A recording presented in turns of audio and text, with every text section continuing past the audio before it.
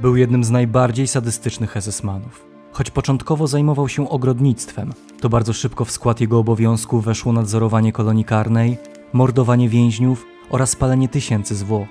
Zwieńczeniem jego sadystycznej kariery był zaś bezpośredni udział w jednej z największych operacji Holokaustu, jaką było wymordowanie 330 000 węgierskich Żydów. Jak wyglądała historia człowieka, którego okrucieństwo wykraczało nawet poza standardy panujące w Auschwitz? Zapraszamy na kolejny film.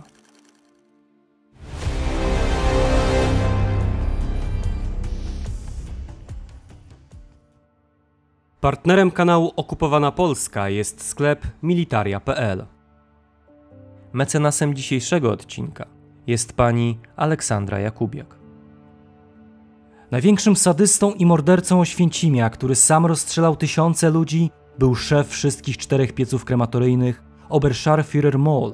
Gruby i niski, pijak o twarzy mordercy, który nie umiał nigdy zjeść posiłku, zanim nie zamordował kilkoro ludzi. Szczególną jego przyjemnością było branie małych dzieci, o ile możliwe niemowląt, za nogi i rozbijanie im czaszki za pomocą rewolweru albo rzucanie ich żywcem w ogień. Relacja Dawida Liebermana, której fragment przed chwilą Państwo usłyszeli, jest jedną z najbardziej porażających, jaką przyszło mi kiedykolwiek Państwu przywoływać. W ciągu ostatnich 5 lat przedstawiliśmy dla Was sylwetki wielu okrutnych zbrodniarzy, jednakże ta, którą omówimy dzisiaj, czyli SS-mana Otto Molla, jest wyjątkowo makabryczna. Otto Moll urodził się 4 marca 1915 roku w Hohenschönberg, czyli niewielkim miasteczku leżącym na terenie Mecklenburgii. O jego dzieciństwie wiemy niewiele, prawie nic. W rodzinnych stronach uzyskał podstawowe wykształcenie, a następnie szkolił się w zawodzie ogrodnika. Trudno dokładnie wskazać, kiedy Moll zainteresował się ruchem narodowo-socjalistycznym. Wiele wskazuje jednak na to, że uczynił to dość wcześnie. Już 4 grudnia 1933 roku, czyli w wieku zaledwie 18 lat, wstąpił w szeregi tzw. Reichsarbeitsdienstu, czyli służby pracy Rzeszy. Organizacja miała na celu kształtowanie pożądanych z punktu widzenia władzy postaw poprzez pracę. Przyłączenie się do służby pracy miało w tym czasie charakter dobrowolny. Obowiązek 6-miesięcznego odbycia szkolenia w szeregach tej formacji wprowadzono dopiero w 1935 roku. Możemy zatem wywnioskować, że sympatię względem narodowego socjalizmu Moll wyniósł na przykład z domu rodzinnego albo jakiegoś innego bliskiego sobie środowiska. Jednakże nie dysponujemy żadnymi źródłami, które mogłyby to udowodnić, w związku z czym jesteśmy skazani na domysły. Faktem pozostaje, że 2 lata później Otto postanowił pogłębić swoje związki z reżimem Hitlera i 10 kwietnia 1935 roku złożył swoją kandydaturę do SS. W szeregi formacji Molla przyjęto 16 listopada 1935 roku, nadając mu numer 267670. Kariera Mecklenburczyka rozwijała się, a w 1937 roku spotkały go 2 awanse. Pierwszy na SS Rottenführera, a drugi na SS Unterscharführera, co było równoznaczne z zasileniem przezeń korpusu podoficerów. Kolejny rok służby w SS przyniósł powierzenie Mollowi obowiązków w jednym z niemieckich obozów koncentracyjnych, a mówiąc precyzyjnie w oddalonym o 30 km od Berlina obozie Sachsenhausen. 3-letni okres służby Molla w obozie Sachsenhausen nie obfituje w zbyt wiele szczegółów. Faktem jednak pozostaje, że w zgodzie z wyuczonym zawodem zajmował się on tam ogrodnictwem. Z dużym prawdopodobieństwem umożliwiło mu to poznanie późniejszego komendanta Auschwitz, Rudolfa Hüssa, znanego skądinąd pasjonata florystyki, który w Sachsenhausen pełnił służbę jako adiutant Hermana Baranowskiego. Wiemy również, że w tym czasie Moll był żywo zainteresowany muzyką, co zaowocowało dołączeniem przez niego do obozowej orkiestry. Z funkcjonowaniem tej orkiestry wiąże się pewne wydarzenie, które zdaniem niektórych badaczy jest kluczem do zrozumienia późniejszych psychopatycznych skłonności SS-mana. Otóż podczas powrotu członków orkiestry ciężarówką z Bernau do Oranienburga miał miejsce wypadek, w wyniku którego jeden z SS-manów zginął, a Moll został ciężko ranny. To właśnie wtedy stracił oko, czemu zawdzięczał pseudonim Cyklop i co ważniejsze, jego czaszka uległa złamaniu.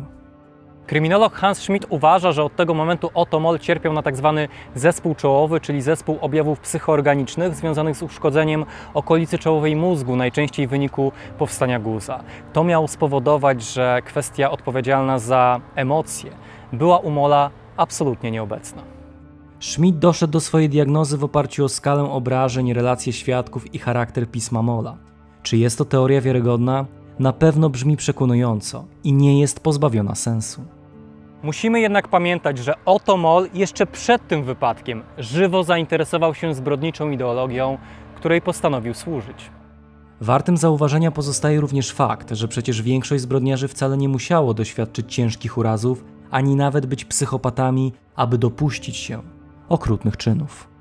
Niezależnie od tych skądinąd interesujących dywagacji, po 3-letnim okresie służby w Sachsenhausen Otto Moll został przeniesiony do KL Auschwitz, gdzie służbę rozpoczął 2 maja 1941 roku. Bardzo szybko objął nadzór nad komandem ogrodniczym o nazwie Gärtnerei Bauhof.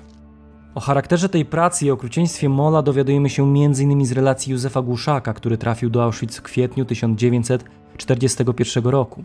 Po zakończeniu wojny Głuszak został powołany w charakterze świadka podczas procesu Rudolfa Hyssa. 8 dnia rozprawy, 9 marca 1947 roku, złożył on następujące zeznanie. Dostałem się do komanda Gärtnerei Bauhof, tam pracowałem jako robotnik. Po kilku dniach gonitwy coraz więcej nas gnał i szczególnie wybitnie nas prześladował i pędził do pracy Scharführer Moll. Pamiętam taki wypadek, kiedy jeden z więźniów wpadł do inspektów i zerwał trochę listków cebulki.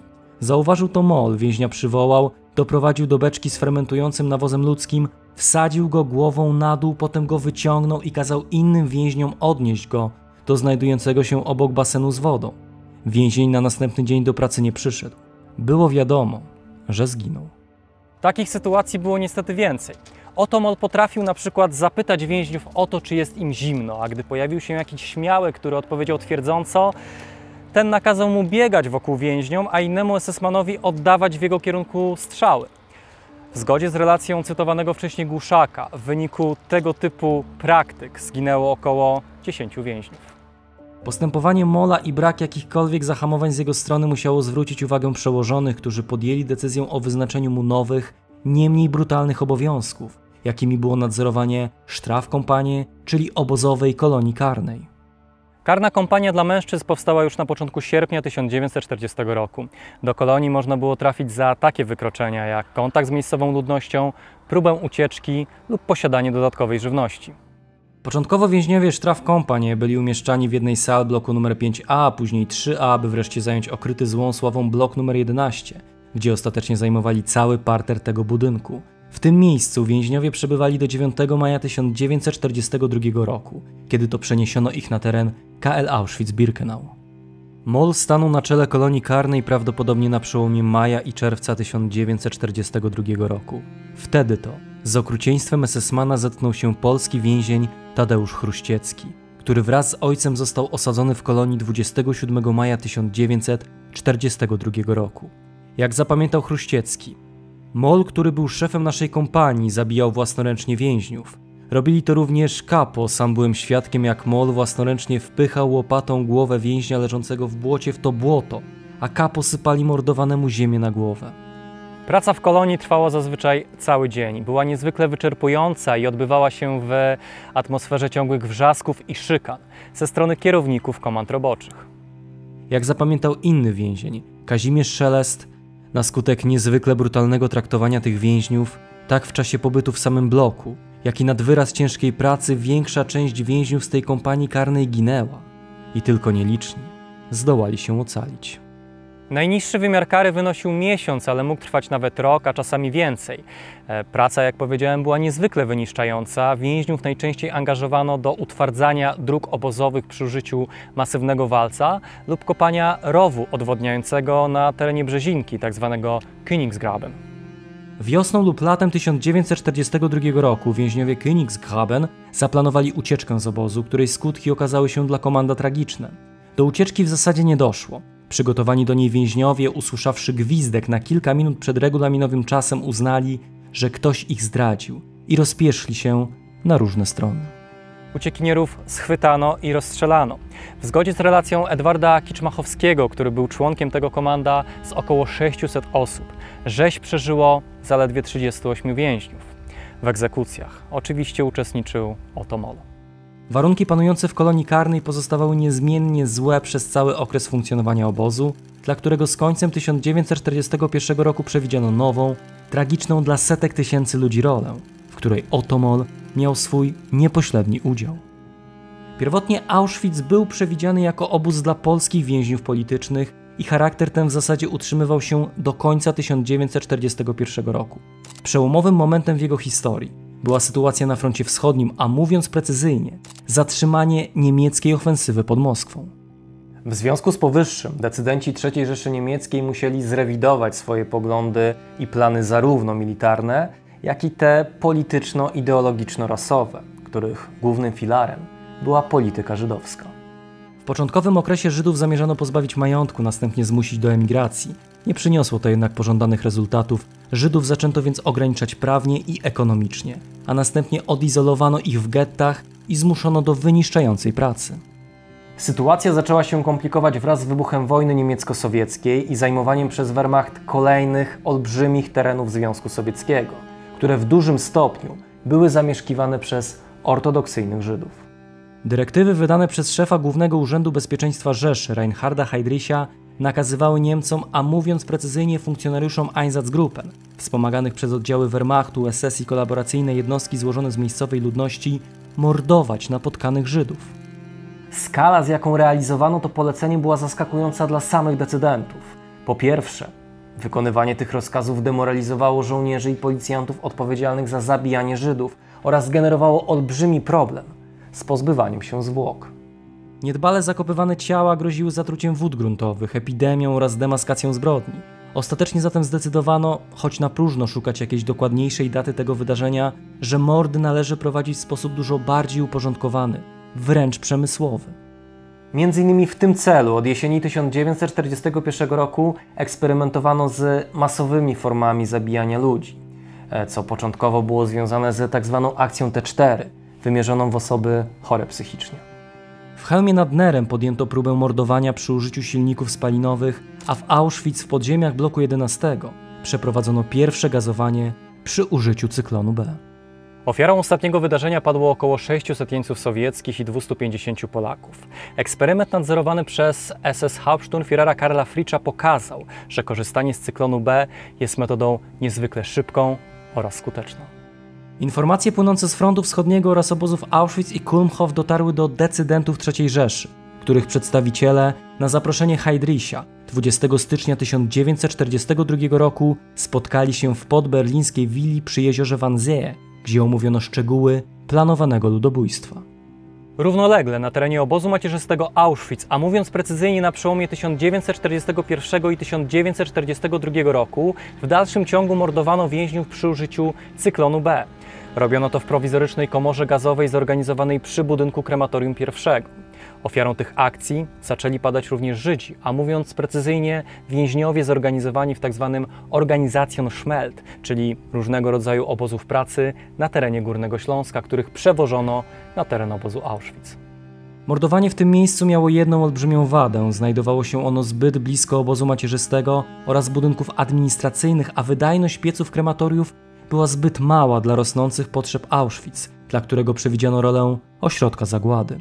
Komendant Hyss zauważył, że tereny obozu macierzystego nie odpowiadają temu celowi i postanowił wybrać inne miejsce dla dalszego realizowania planu. Pierwszy wybór padł na dom znajdujący się w odległości około kilometra od powstającego właśnie obozu Birkenau. Sam budynek należał do polskiej rodziny Harmatów i znajdował się w stosunkowo ustronnym miejscu. W domu zamurowano okna, wyburzono ściany i wybito otwory do wsypywania granulek z cyklonem B. Tę prowizoryczną komorę gazową ze względu na brak otynkowania budynku określano najczęściej mianem Czerwonego Domku. Pierwszy mord przeprowadzono w tym miejscu prawdopodobnie 23 marca 1942 roku. W tym czasie do Auschwitz przybywały pierwsze wielkie transporty Żydów, których zasadniczo kierowano do pracy, co w tym pierwszym okresie funkcjonowania Birkenau dość znacząco wyróżniało to miejsce na tle pozostałych obozów zagłady. Tak czy inaczej trudne warunki bardzo szybko powodowały wykończenie fizyczne i psychiczne Żydów, których jako niezdolnych do pracy wysyłano na śmierć. Do końca sierpnia w Czerwonym Domku zamordowano 24,5 tysiąca Żydów. Gdy zwłok było zbyt wiele, kierowano je do obozu macierzystego i tam palono w obozowym krematorium. Warto zresztą zauważyć, że w pewnym momencie skala zagłady była zbyt duża dla możliwości Czerwonego Domku. W związku z powyższym już latem 1942 roku stworzono kolejną prowizoryczną komorę gazową. Zlokalizowana w zachodniej części obozu, była podzielona na 4 izby i nazywana Białym Domkiem. Pierwsze mordy przeprowadzono tutaj prawdopodobnie w lipcu 1942 roku. Do obsługi prowizorycznych komór gazowych wyznaczono 2 grupy złożone najczęściej z nowo przybyłych więźniów. Określono je mianem Sonderkommanda, czyli komanda specjalnego. W skład ich obowiązków wchodziło oczyszczanie komór gazowych po masowych mordach, a w początkowym okresie również zakopywanie ciał w masowych mogiłach. Ta ostatnia kwestia bardzo szybko okazała się dość problematyczna. Wraz z nastaniem cieplejszych temperatur nad masowymi mogiłami zaczął unosić się nieznośny fetor, a złożone w ziemi zwłoki zatruwały wody gruntowe. Z dużym prawdopodobieństwem zagadnienie to było przedmiotem rozmów między kierownictwem obozu a Heinrichem Himmlerem, który odwiedził Auschwitz 17 lipca celem sprawdzenia, czy obóz jest już gotowy na masowe mordowanie Żydów. Kierownictwu obozu nie pozostawało nic innego, jak wydać polecenie ekshumacji masowych grobów i dokładnego spalenia znajdujących się tam zwłok. Pierwsze spalanie przeprowadzono 17 sierpnia 1942 roku. Nadzór nad tą wyjątkowo ponurą misją wyznaczono nikomu innemu, tylko właśnie Otto Mollowi, który powierzoną mu funkcję pełnił do wiosny 1943 roku. Informację o tym przekazał więzień Reinhold Puchała, który był zatrudniony przy montażu reflektorów, których światło ukazywało całą skalę zbrodni. Do Puchały dotarły zarówno informacje dotyczące prowizorycznych krematoriów, jak i tego, że czynnościami tymi kierował Otto Moll, który 11 września 1942 roku został awansowany do stopnia SS-Hauptscharführera. Z innych relacji wiemy, że Otto Moll brał również udział w rekrutacji w szeregi Sonderkommando. Jak wspominał Shlomo Dragon, 9 grudnia 1942 roku Moll pojawił się w baraku nr 14 w Birkenau i ogłosił rekrutację do komanda pracującego w fabryce gumy. Dopiero po wybraniu zdrowych i silnych Żydów poinformował ich, że należą odtąd do Sonderkommanda, nie zdradzając jednak prawdziwego charakteru tej pracy. Sama rekrutacja miała dramatyczną genezę. Była bowiem związana z wymordowaniem dotychczasowych członków Sonderkommanda, co nastąpiło właśnie 9 grudnia 1942 roku. Była to odpowiedź na planowaną przez więźniów ucieczkę, o której Niemcy dowiedzieli się prawdopodobnie za sprawą donosu jednego z więźniów, Zerge Szawińskiego. Kilkunastu więźniów rozstrzelano, 6 uciekło, lecz nic nie wiadomo o ich losach, a pozostałych blisko 400 członków Sonderkommando zaprowadzono do komory gazowej przy krematorium pierwszym w obozie macierzystym i tam zamordowano. 10 grudnia nowych członków Sonderkommando wyprowadzono z obozu i podprowadzono pod tzw. Biały Domek, czyli jedną z prowizorycznych komór gazowych. W zgodzie z relacją jednego z więźniów, dopiero wtedy członkowie Sonderkommando dowiedzieli się, jaki będzie charakter ich pracy.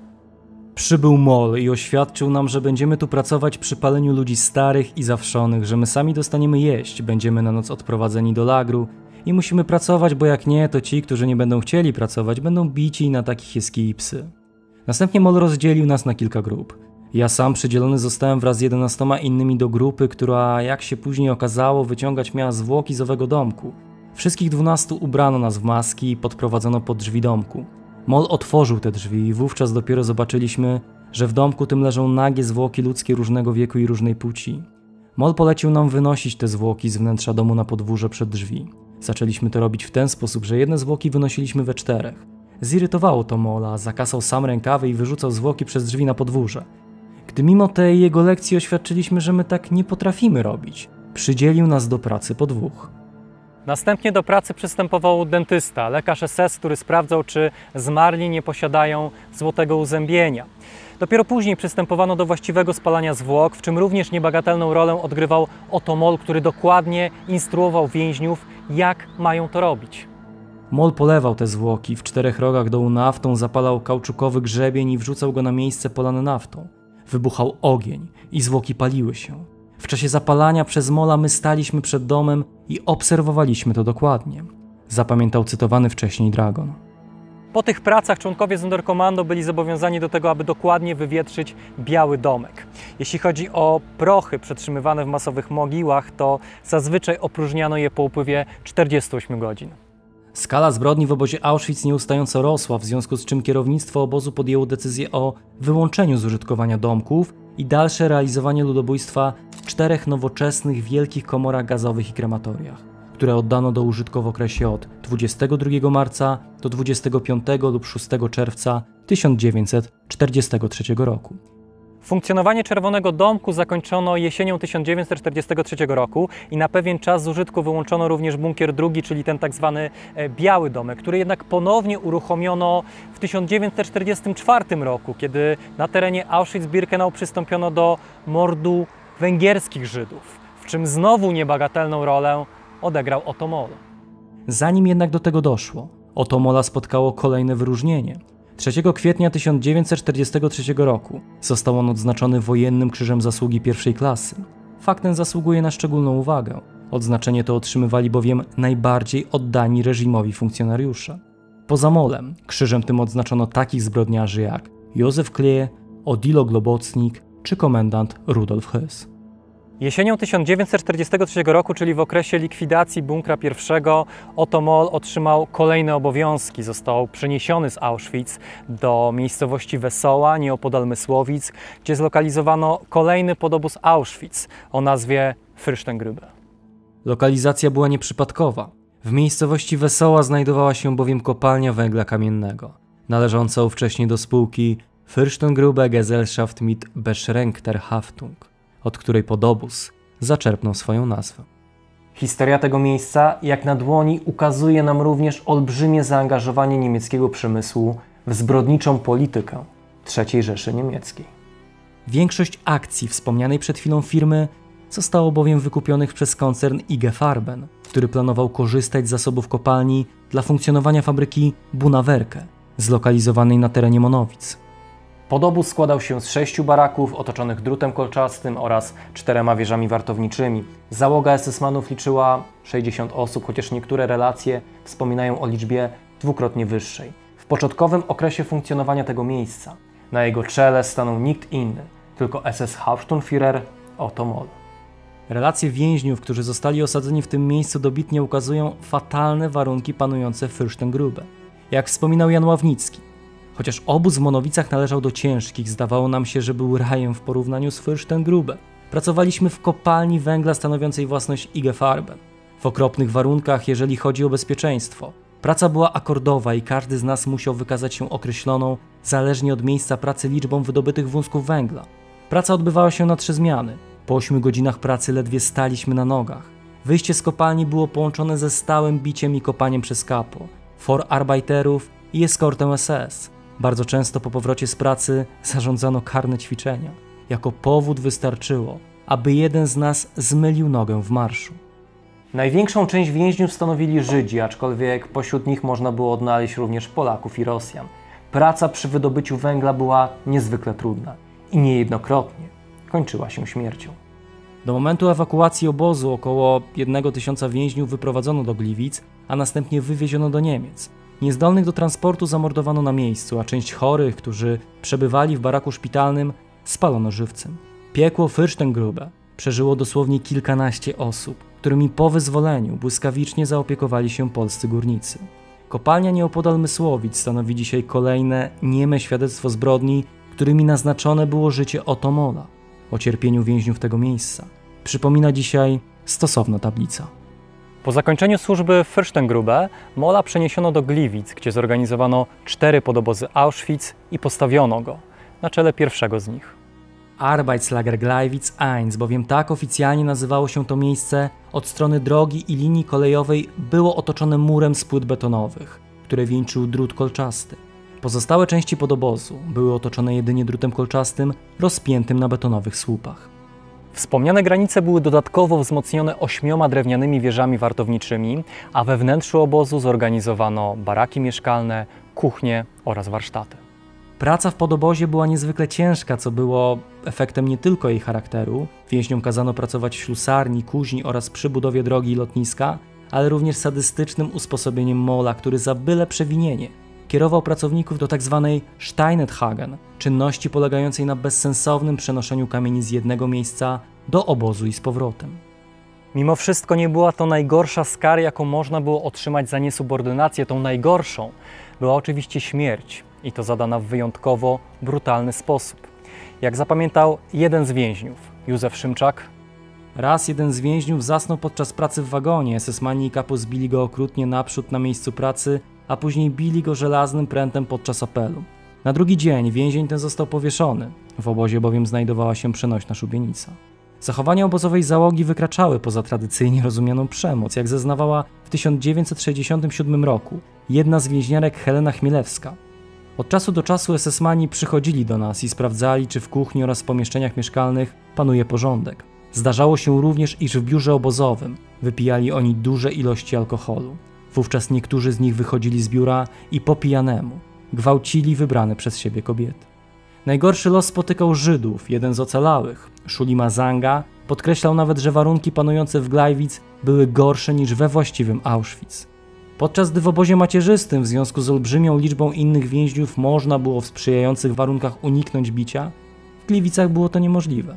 Dosłownie na każdym kroku, zarówno w obozie, w drodze do pracy, jak i na miejscu pracy, bili nas, przeważnie gumowymi pejczami lub pięściami, SS-mani oraz więźniowie funkcyjni, niemieccy kryminaliści.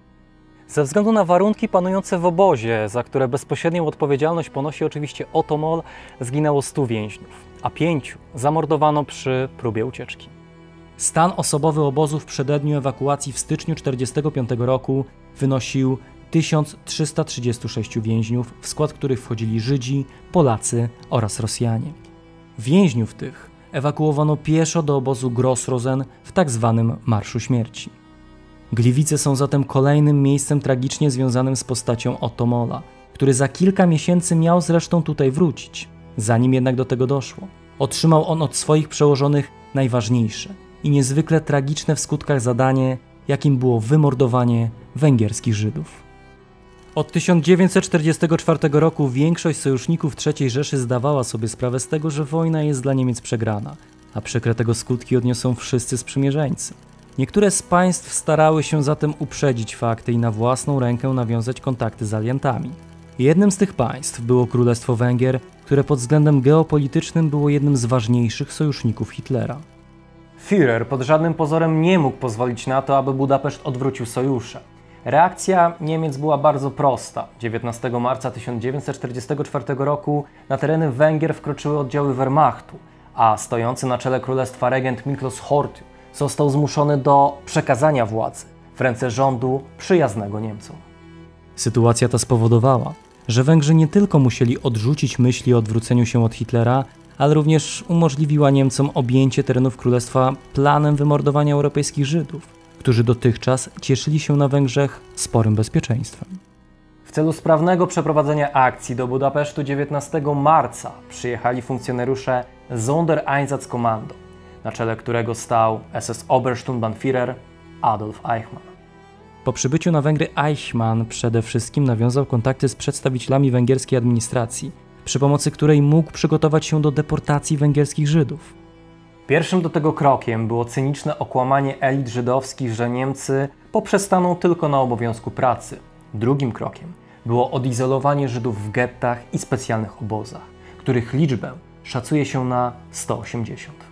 Dzięki temu można było przystąpić do organizowania transportów, za których koordynację odpowiadał SS-Hauptsturmführer Franz Nowak. Węgry podzielono na 6 stref, z których codziennie miały odjeżdżać do Auschwitz 4 pociągi po 3000 osób każdy. Na główną trasę wybrano peryferyjną linię wiodącą z Koszyc przez Muszynę, Nowy Sącz, Tarnów, Kraków do Auschwitz. Tą drogą przejechało 137 transportów wiodących 401 tysięcy Żydów.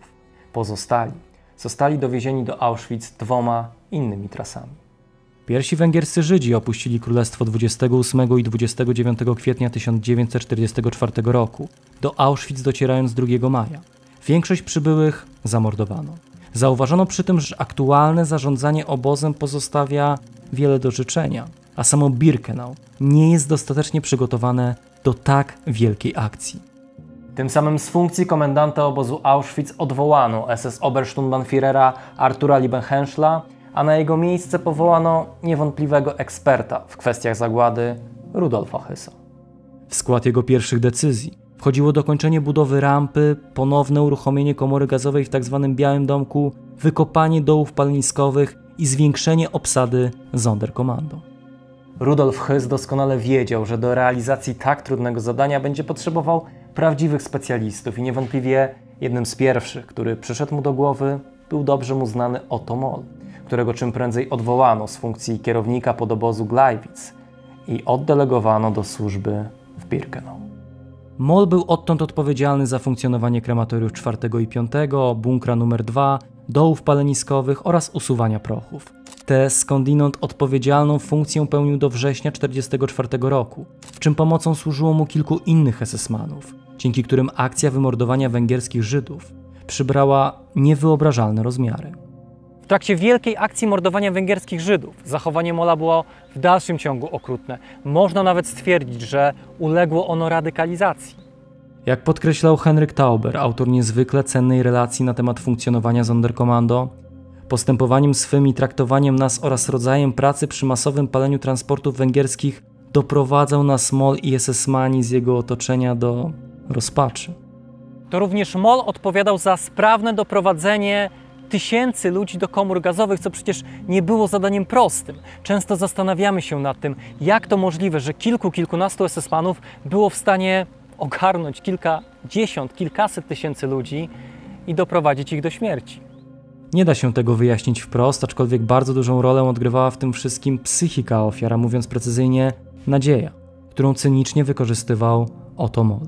Jak zapamiętał Henryk Mandelbaum, jeden z członków Sonderkommando w okresie mordowania węgierskich Żydów, Moll wygłaszał ludziom kazanie, że przyjechali do pracy i tu otrzymają majątek, choć tam skąd przyjechali zostawili wielkie bogactwa. To tu otrzymają w zamian inne, tu będą pracować, tu się usadowią i będą żyć. Potem kazał im rozebrać się, mówiąc, że dostaną inny ubiór, gdyż jadą w takie miejsce, gdzie musi panować czystość, aby nie rozpowszechnić jakiejś choroby.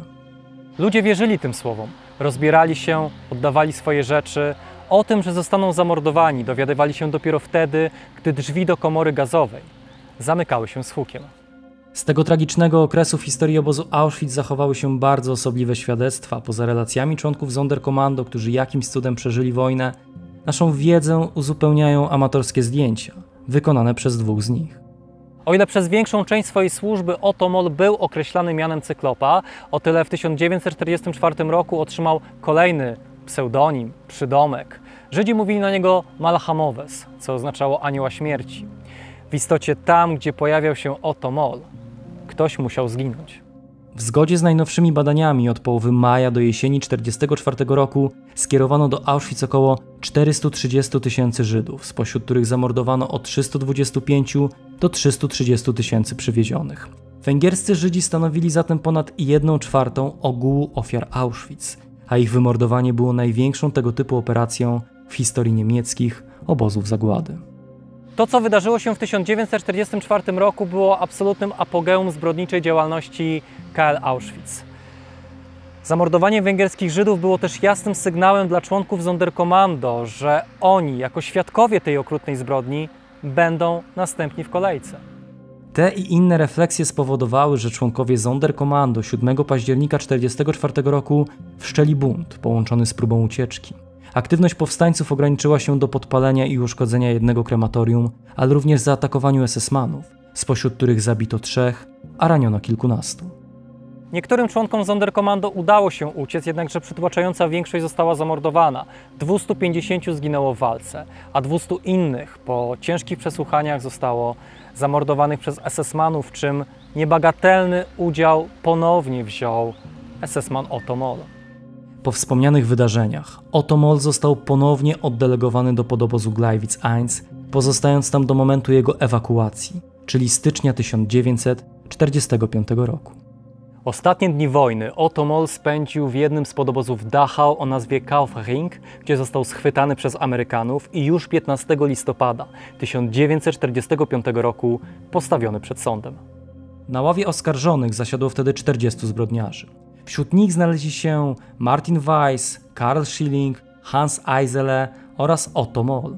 Wyroki były surowe. 37 oskarżonych zostało skazanych na karę śmierci, aczkolwiek spośród tych wyroków wykonano już tylko 28. 9 oskarżonym zamieniono bowiem kary śmierci na pozbawienie wolności. Takiej zmiany nie zastosowano w przypadku Otto Molla, który 28 maja 1946 roku zawisł na szubienicy. Filmową dokumentację tego wydarzenia możecie Państwo obejrzeć na ekranie. Jego egzekucja przebiegała spokojnie, chłodno. Sam Moll wydaje się niewzruszony całą sytuacją, a na jego twarzy można dostrzec grymas uśmiechu.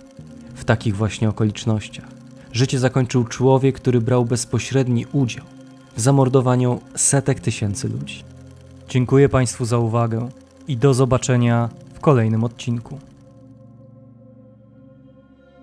Partnerami odcinka są Krystian Dziarek, Radosław Kuśmierz, Damian Stasik, Damian Dziedzic, Małgorzata Klamra, Kuba Szafrański, Tomasz Sadurski, Hubert Kędziorek, Dariusz Stelmaczonek, Adrian Flor, Piotr Kośmider, Hubert Walas, Paweł Smoliński, Julie Clark, Urszula Babiuch, Katarzyna Rusnak, Paweł Łabno, Ewa Ogrodnik, Marcin Hatys, Kamil Kubów, Łukasz Papież, Krzysztof Piotrowski, Michael Fendrich, Aleksandra Jakubiak oraz Rudolf Miczka. Dziękujemy za wsparcie. Dołącz do nas już dziś na platformie Patronite.